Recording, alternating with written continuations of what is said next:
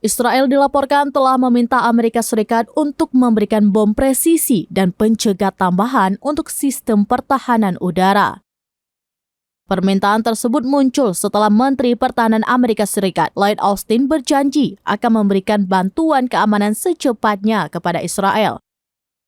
Seorang pejabat Israel mengatakan bahwa permintaan kepada Amerika Serikat, termasuk Joint Direct Attack Munition atau JDAM, sebuah peralatan yang mengubah bom yang tidak terarah menjadi sangat presisi.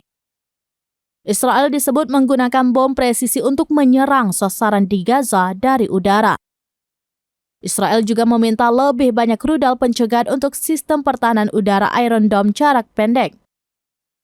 Pencegat tersebut telah mencegat banyak roket yang ditembakkan dari Gaza. Namun, sistem ini kewalahan menghadapi rentetan roket sehingga beberapa roket berhasil lolos dan menghantam Israel.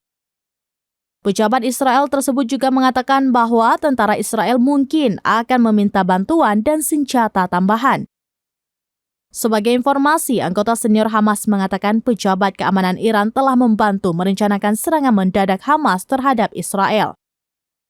Iran juga memberikan lampu hijau untuk serangan tersebut dalam pertemuan di Beirut pada Senin 2 Oktober 2023 lalu.